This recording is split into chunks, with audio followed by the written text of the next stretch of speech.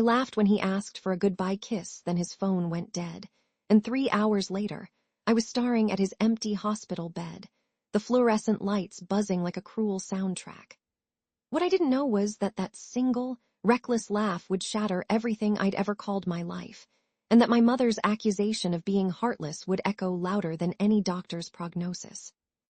I've always prided myself on being the kind of woman who could walk into a bar, order a drink, and leave with a stranger's number without breaking a sweat.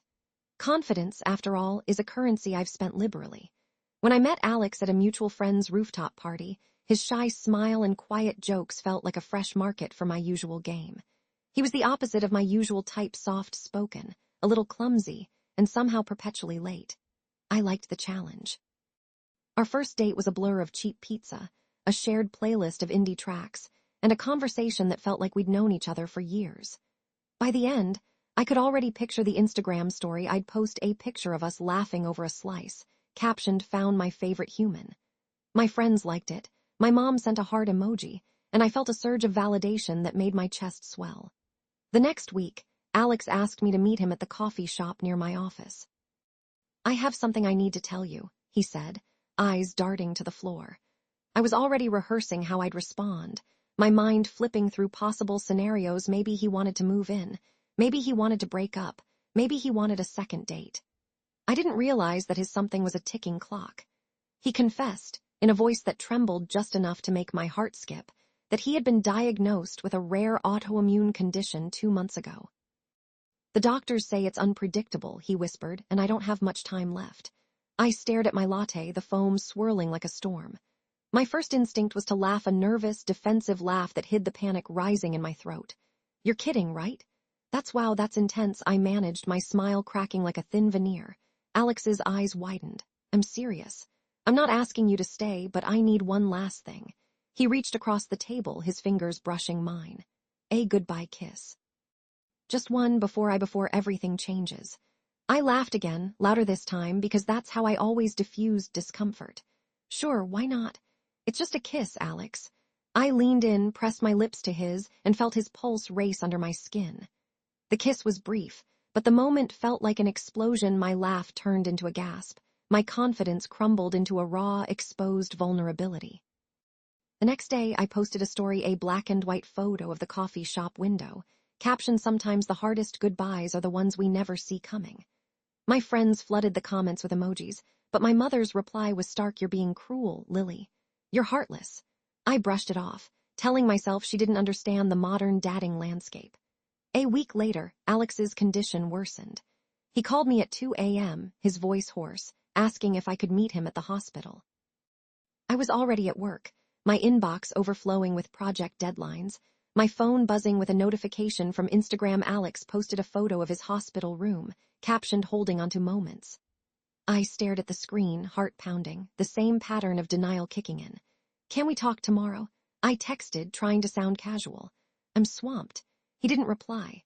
The next morning, his Instagram story was a silent video of a hospital hallway, the fluorescent lights flickering. My mother called, voice shaking. "He's in the ICU, Lily. He's not going to make it. You left him alone." I felt a cold wave wash over me. The guilt was immediate, a weight that pressed against my ribs. I tried to rationalize. "I had a deadline, Mom. I couldn't just drop everything." The justification was flimsy, but it was the only shield I could muster. When I finally arrived at the hospital, the smell of antiseptic hit me like a punch. Alex lay on the bed, tubes and monitors humming, his eyes barely open. A nurse whispered, "He's stable for now, but we're watching closely." My phone buzzed again, another Instagram notification. Alex's friend posted a picture of his favorite coffee mug, captioned, "Missing you, buddy." The digital world continued its relentless scroll while I stood there, feeling the world collapse around me. I sat beside his bed, took his hand, and whispered, "I'm sorry."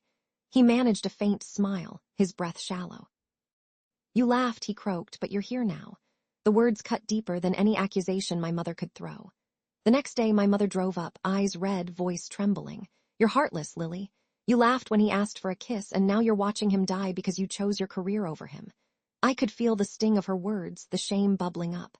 I tried to explain, "Mom. I didn't know how serious it was." I thought she cut me off. "You always think you're the protagonist of your own story." You never consider the consequences of your actions. That night, I scrolled through Alex's Instagram feed, each post a reminder of the life he'd lived in the brief months we'd known each other. A photo of him hiking, captioned "Find Your Own Path." A video of him cooking, laughing with his sister. The comments were full of love and admiration, a digital chorus that made my heart ache. I realized I had been living in a bubble of self-validation, using likes and comments as a metric for my self-worth. My friends had praised my independent woman vibe, my mother had praised my career-driven attitude, and I had internalized those accolades, ignoring the human cost.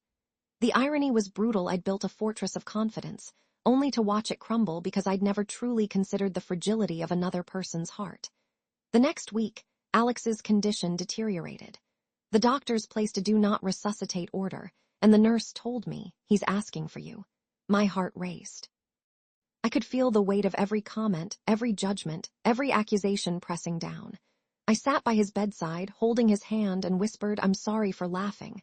I'm sorry for being selfish." He squeezed my fingers weakly, his eyes flickering with a mix of pain and forgiveness. "You gave me a moment," he whispered, his voice barely audible. "That's enough." He died that night, his hand slipping from mine as the monitor flatlined. The room fell silent, except for the soft whir of the ventilator that now ceased. My phone buzzed again, an Instagram notification. Alex's sister posted a photo of a candle, captioned "Rest in peace, brother." I stared at the screen, tears streaming, feeling the sting of my mother's words echoing louder than any medical report. The next morning, my mother called again. "You have to live with this, Lily. You can't just scroll past it." I wanted to argue, to defend myself, but the words caught in my throat. I realized I'd become the very person I'd been judging, someone who measured life in likes, in moments captured for the feed, in the next deadline. In the days that followed, I deleted Alex's profile, removed his pictures from my phone, and turned off notifications. I needed to feel the rawness without the digital filter. I called my best friend, Maya, who had always been the voice of reason. She answered on the third ring, her tone gentle. "I saw the news," she said, "and I'm so sorry, Lily." She didn't ask me to explain, she just listened. "You were scared," she said after a pause, "and you laughed because that's how you hide. It's not a crime to be scared, Lily. It's a human thing." Maya's words were a mirror I hadn't wanted to look into. I had been defensive. "I know I messed up, but I was trying to protect myself," I told her, my voice cracking. "I didn't want to be the one who loses someone." She replied, "You were protecting yourself, yes, but you also protected him from your love. It's a paradox, but you can learn from it." I started attending a grief support group, where strangers shared stories of loss, of missed chances, of the same social media guilt that haunted me. One woman, Jenna, said, "I posted a photo of my late husband's favorite song, and every like felt like a betrayal, like I was turning his memory into content." The room fell silent, the collective weight of shared shame palpable. It was there that I realized my mother's accusation, though harsh, held a kernel of truth. I had been heartless not because I lacked feeling, but because I'd let the digital echo drown out the real, messy, painful connection. Weeks turned into months. I returned to work, but the deadlines no longer felt like an excuse. I started writing a blog, not for likes, but as a way to process. My first post was titled, "The Kiss That Changed Everything." I wrote about the moment I laughed, about the hospital hallway, about my mother's call. I didn't hide the selfishness, I exposed it. The response was overwhelming. People reached out, sharing their own stories of laughing at the wrong time, of being called heartless, of feeling crushed by the weight of their own expectations. My mother, who had been silent for weeks, finally called. "I saw your post," she said, voice softer than before. "I don't know how to forgive you, but I see you're trying." I felt a flicker of hope. "I'm sorry, Mom. I was scared and I thought I was protecting us both." She sighed. "We all make choices that hurt. The question is whether we learn." In the following months, I visited Alex's sister, who had been a quiet presence in the background of his life.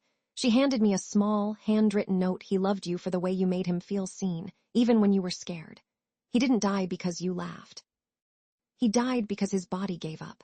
Don't let guilt steal his memory." I kept that note in my wallet, a reminder that my guilt, while understandable, was not the sole cause of his death. It was a catalyst for my own transformation. I started volunteering at a hospice, offering my time to people who were facing the same impossible choices I'd made. I learned to listen, to hold hands without expecting a like, to be present without a camera. The irony was that in losing Alex, I found a purpose that no social media algorithm could ever replicate. One evening, after a long shift, I sat on the rooftop where Alex and I had first met. The city lights glittered below, the wind whispering through the rusted fire escape. My phone buzzed another notification, this time from a friend. "You look amazing in that sunset pic. Glow up." I stared at it, then at the sky, and turned the phone off. The moment felt like a small rebellion against the constant need for validation. I whispered into the night, "I'm sorry, Alex. I'm learning." The wind seemed to carry my words, scattering them into the darkness where they could finally rest. Now, when my mother calls me heartless, I hear the echo of my own laughter from that coffee shop. I no longer try to defend myself with excuses. I own the mistake, the fear, the selfishness. I've learned that a goodbye kiss isn't a transaction to be laughed off. It's a fragile bridge between two beating hearts. The truth I'm sharing now isn't just about my guilt. It's about the way we all navigate love in a world that constantly asks us to perform, to post, to perfect. It's about the devastating consequences that can erupt from a single, seemingly harmless laugh, and the unexpected redemption that can arise when we finally stop hiding behind screens. If you ever find yourself in a similar moment, if you're tempted to deflect with humor, to protect yourself with a joke, remember that the stakes can be higher than you think. The next time someone asks for a goodbye kiss, hold it gently, and let the silence that follows be filled with presence, not with the echo of a laugh that will later haunt you. And if your mother calls you heartless, listen. She might be angry, but she's also trying to keep you honest. Let her words be the hammer that breaks the glass wall you built around your own feelings, so you can finally see the person you truly are: flawed, scared, but capable of deep, genuine love. In the end, Alex's death didn't destroy me. It revealed the parts of me that needed rebuilding. It exposed my reliance on external validation and forced me to confront the uncomfortable truth that I could be both the cause of pain and the catalyst for healing. The journey isn't over. I still get the occasional pang of guilt when I scroll past a photo of a happy couple, but now I pause, breathe, and remember that the real connection isn't measured in likes. It's measured in the quiet moments we choose to stay, even when the world tells us to run. So, if you ever laugh when someone asks for a goodbye kiss, know that the laugh might be a shield, but the shield can become a cage. And sometimes, the only way out is to let that laugh die, to let the silence speak, and to let the heart, no matter how broken, find its own way back to